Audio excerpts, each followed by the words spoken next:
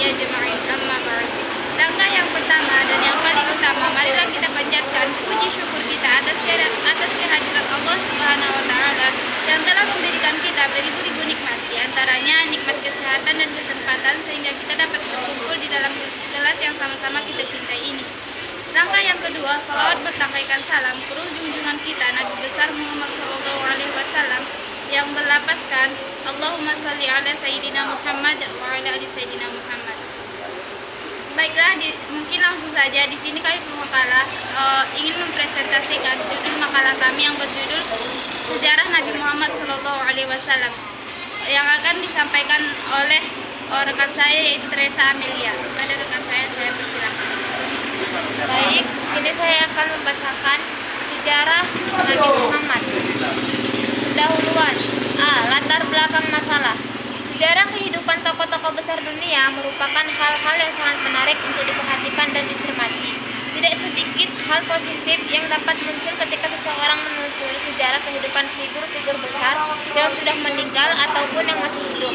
Meskipun hanya sepenggal cerita saja, kisah perjalanan hidup pribadi-pribadi besar seringkali menimbulkan efek yang sangat besar pula dalam mempengaruhi orang yang mempelajarinya. Sehingga sangat diperlukan pola pikir dan yang kritis dalam menyikapi cerita yang beredar di ruangan sejarah kehidupan. Nabi Muhammad baik sebelum atau sesudah menjadi Rasul adalah pribadi yang sangat istimewa dalam pandangan kaum muslimin maupun di kalangan non-muslim. Setiap gerak-gerik kehidupannya selalu menjadi topik pembicaraan di kalangan intelektual dunia. Hal ini tidak lain disebabkan karena menariknya perjalanan hidup Nabi Muhammad dalam membimbing umat manusia ke arah yang lebih baik. Bahkan karena kesuksesan yang diraihnya tersebut, Nabi Muhammad ditetapkan dalam urutan yang pertama sebagai sosok agung yang pernah dilahirkan di dunia serta memiliki daya pengaruh paling besar dalam sepanjang sejarah kemanusiaan. Nabi Muhammad adalah panutan agung bagi setiap muslim yang beriman. Beliau telah membawa risalah kenabian yang berubah zaman jahiliyah menuju zaman Islamiyah, dari masa kegelapan menjadi masa terang benderang, dan yang mendapatkan ridho dari Allah Subhanahu wa taala. Predikat Nabi Muhammad sebagai uswatun hasanah.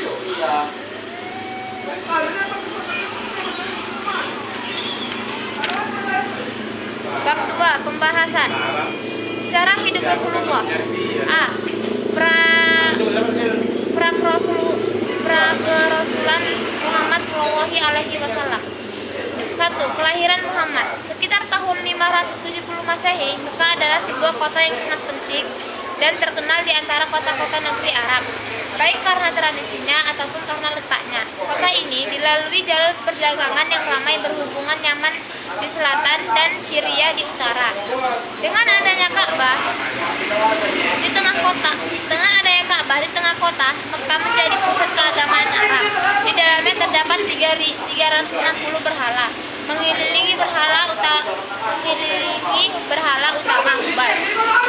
Mereka kelihatan makmur dan kuat. Agama dan masyarakat Arab pada masa itu mencerminkan realitas kesukuan masyarakat Jazirah Arab dengan luas 1 juta mil persegi. Nabi Muhammad dilahirkan dalam keluarga Bani Hashim di Mekah pada hari Senin tanggal 19 Rabiul Awal pada permulaan tahun dari peristiwa gajah. Maka tahun ini dikenal dengan tahun gajah. Dinamakan demikian karena pada tahun ini pasukan Abraha, gubernur kerajaan Habsyi atau Ethiopia, dengan menunggang gajah menyerang kota Mekah untuk menghancurkan Ka'bah, bertepatan dengan tanggal 20 atau 22 bulan April tahun 571 Masehi. Ini berdasarkan penelitian ulama terkenal Muhammad Sulaiman Al-Mansuri dan peneliti astronomi Mahmud Pasha. Nabi Muhammad adalah anggota Bani Hashim, suatu kabilah yang kurang berkuasa dalam suku Quraisy. Kabilah ini memegang jabatan Sikoya. Nabi Muhammad lahir dari keluarga terhormat yang relatif miskin. Ayahnya bernama Abdullah, anak Abdul Muthalib, seorang kepala suku Quraisy yang besar pengaruhnya. Ibunya adalah Aminah binti Wahab dari Bani Zuhroh. Muhammad Nabi terakhir ini dilahirkan dalam keadaan yatim karena ayahnya meninggal dunia 3 bulan setelah dia menikahi Aminah. Ramalan tentang kedatangan atau kelahiran Nabi Muhammad dapat ditemukan dalam kitab-kitab suci terdahulu. Al-Quran dengan tegas menyatakan bahwa kelahiran Nabi Muhammad telah diramalkan oleh setiap dan semua nabi terdahulu, yang melalui mereka perjanjian telah dibuat dengan umat manusia masing-masing, bahwa mereka harus menerima atas kerasulan Muhammad nanti seperti dalam surah Al-Imran ayat 81.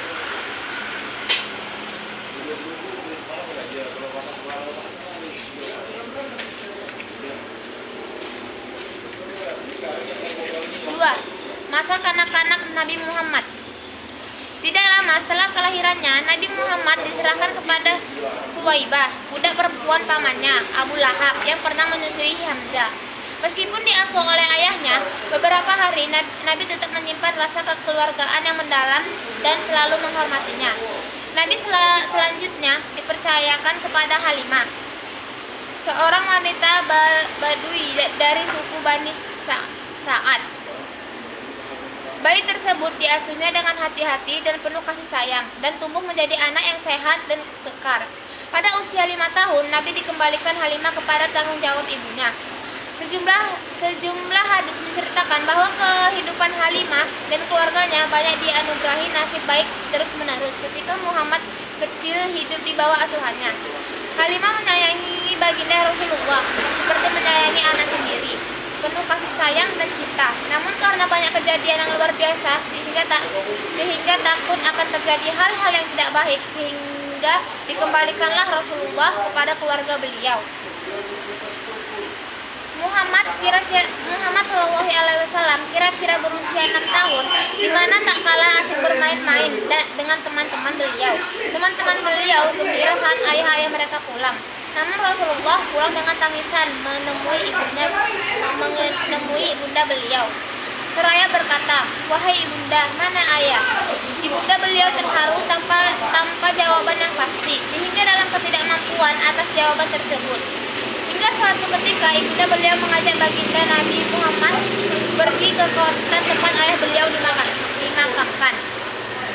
Sekembalinya dari pencarian makam suami tercinta, ibu Rasul tercinta jatuh sakit dan meninggal dalam perjalanan pulang dengan duka cita yang mendalam dan pulang bersama seorang pembantu Nabi. Sekembalinya pulang sebagai anak yatim piatu, maka beliau diasuh oleh kakeknya, Abdul Muthalib. Namun 2 tahun kemudian kakeknya pun yang berumur 82 tahun juga meninggal dunia. Maka pada usia 8 tahun itu Nabi ada di bawah tanggung jawab pamannya, Abi Thalib. Pada usia 8 tahun, seperti kebanyakan anak muda seumurnya, Nabi memelihara kambing di Mekah dan mengembalanya di bukit dan lembah sekitarnya.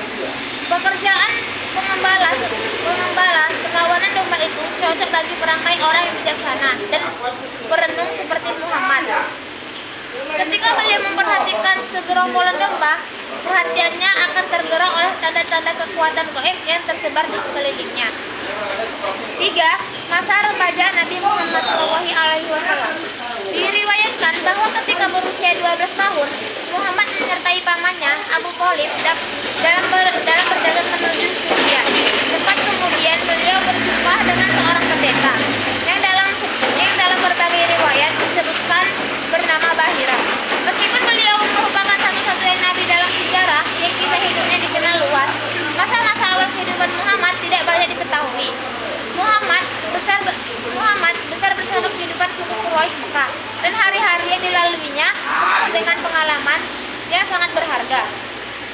Dengan kelembutan, kehalusan, budi, dan kejujuran beliau, maka Quraisy Mekah memberi gelar kepada beliau dengan Al-Amin, yang artinya orang yang sangat dipercaya.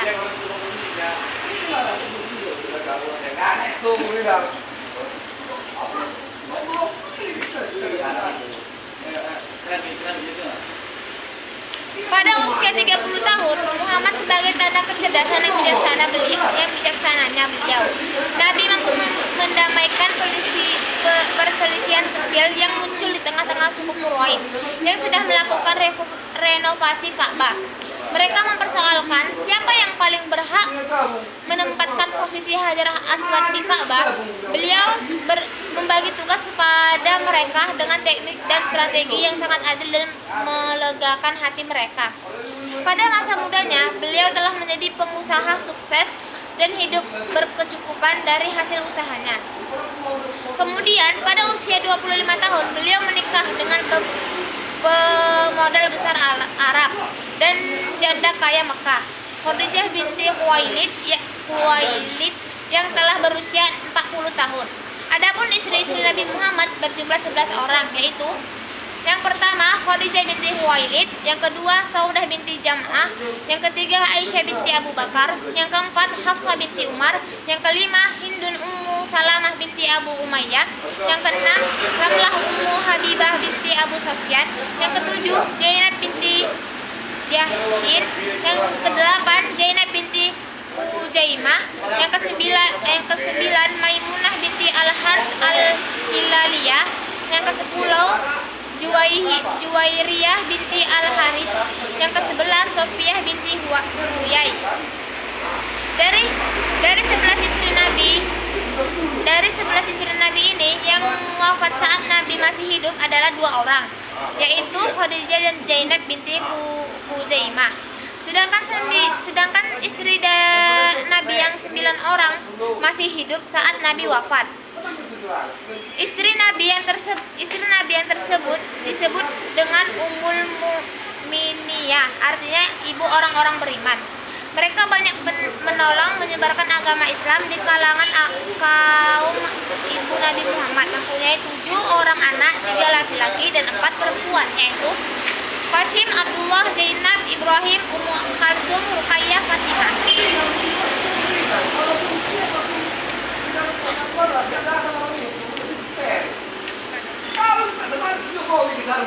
B. Kerasulan Muhammad Sallallahu Alaihi Wasallam. Yang pertama, awal kerasulan. Menjelang usianya yang ke-40 tahun, Muhammad Sallallahu Alaihi Wasallam terbiasa memisahkan diri dari pergaulan masyarakat umum untuk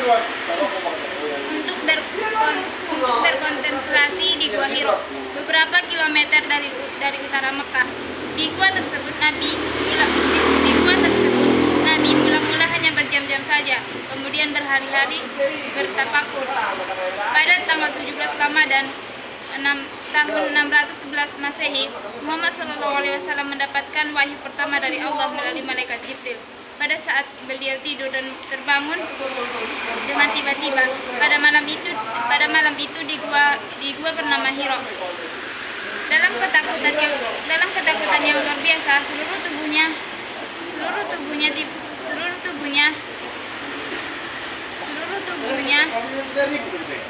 seluruh diri batinnya dicengkeramkan oleh sebuah kekuatan yang sangat besar, seolah-olah seorang malaikat telah mencengkeram beliau dalam pelukan yang menakutkan dan seakan mencabut kehidupan dan napas darinya. Ketika beliau berbaring di sana, remuk redam, beliau mendengar perintah, bacalah. Beliau tidak dapat melakukan ini.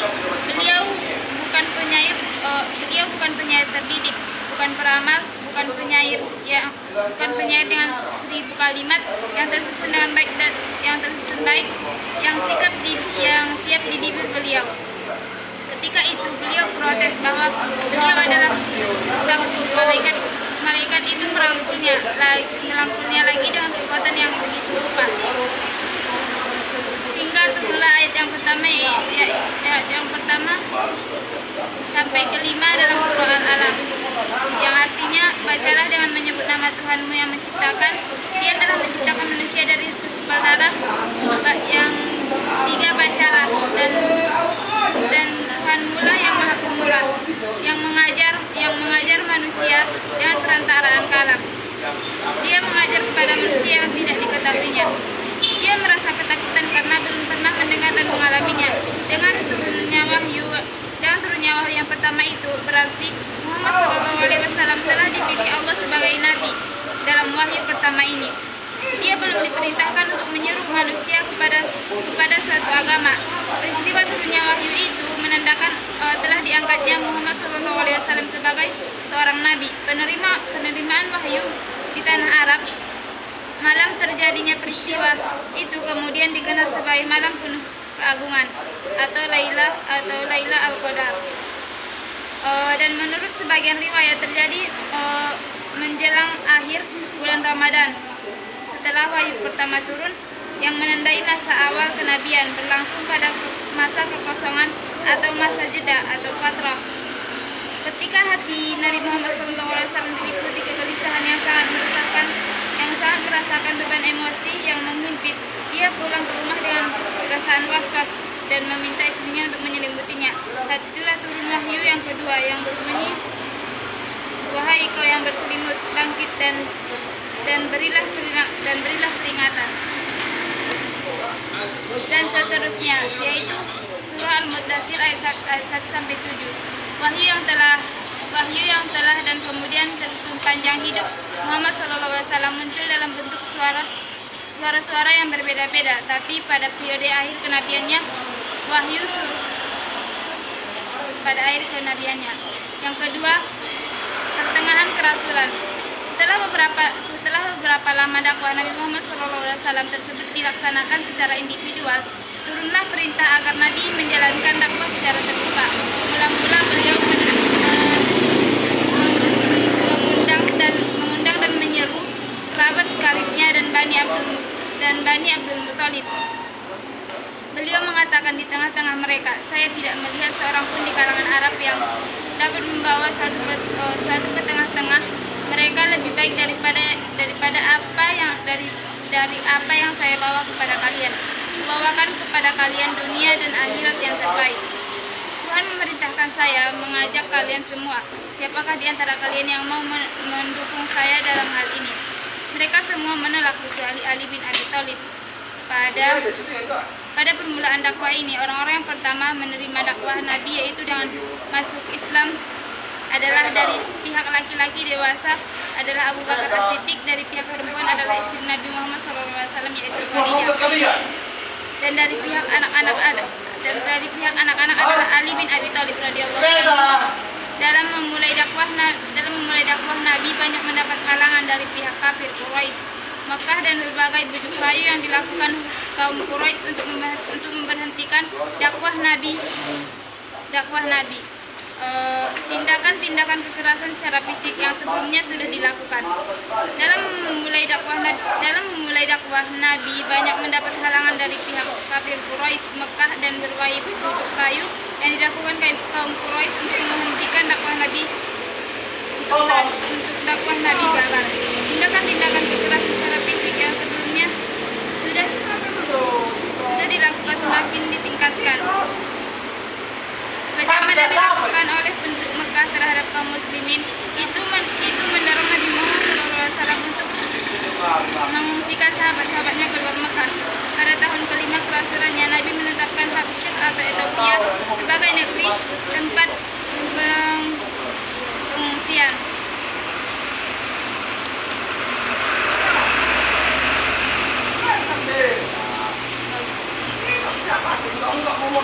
Tiga, akhir masa kerasulan pembentukan negara Madinah.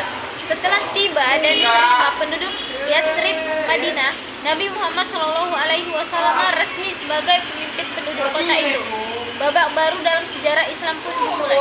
Berbeda dengan periode Mekah, pada periode Madinah, Islam merupakan kekuatan politik.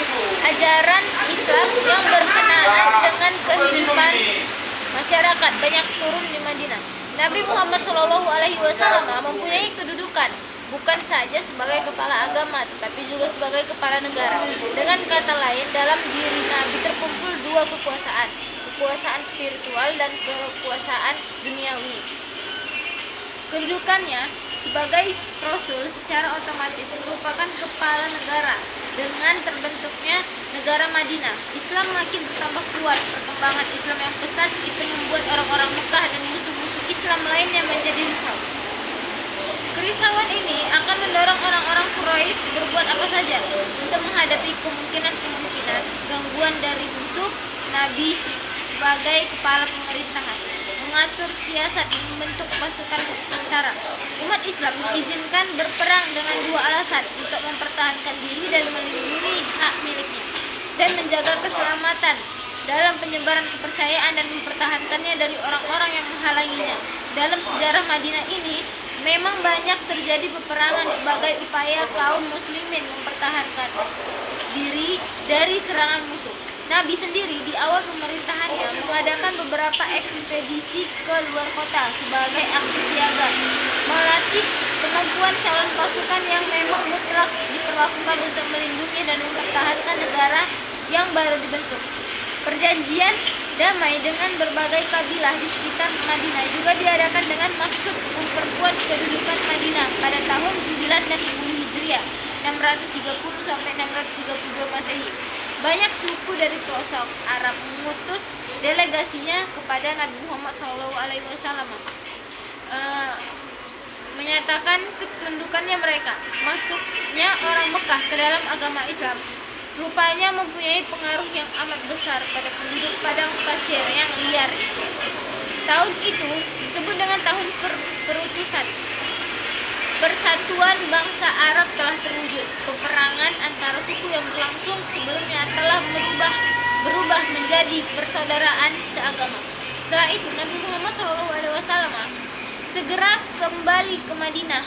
Beliau mengatur organisasi masyarakat kabilah yang telah memeluk agama Islam. Petugas keagamaan dan para dai dikirim ke berbagai daerah dan kabilah untuk mengajarkan ajaran-ajaran Islam, mengatur peradilan dan memungut zakat. 2 bulan setelah itu Nabi menderita sakit demam. Tenaganya dengan cepat berkurang. Pada hari Senin tanggal 12 Rabiul Awal 11 Hijriah sampai 8 Juni 632 Masehi, Nabi Muhammad SAW wafat di rumah istrinya Aisyah. Mungkin ini saja makalah kami yang dapat kami sampaikan.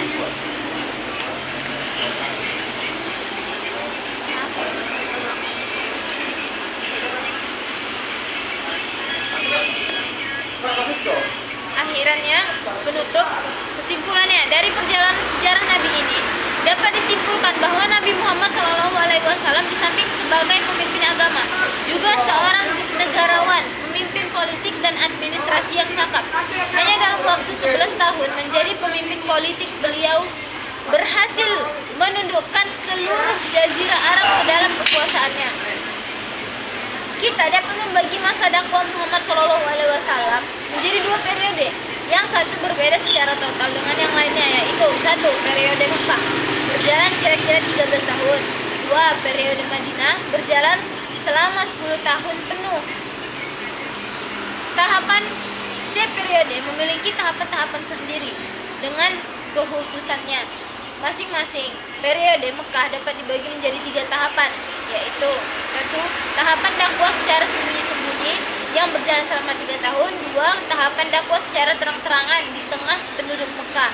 3. Tahapan dakwah di luar Mekah yang dimulai dari tahun ke-10 dari kenabian hingga hijrah ke Madinah. Sedangkan periode Madinah dapat dibagi menjadi 3 tahapan fase, yaitu 1. Fase yang banyak diwarnai cobaan dan perselisihan. 2. Fase perdamaian dengan para pemimpin paganisme. 3. Fase masuknya manusia ke dalam Islam secara berbondong-bondong, yaitu masa kedatangan para utusan dari berbagai kabilah dan kaum ke Madinah. Masa ini membentang hingga wafatnya Rasulullah SAW. Mungkin cukup sekian dari makalah kami. Kami akhiri. Wabillahi taufiq wal hidayah. Wassalamualaikum warahmatullahi wabarakatuh.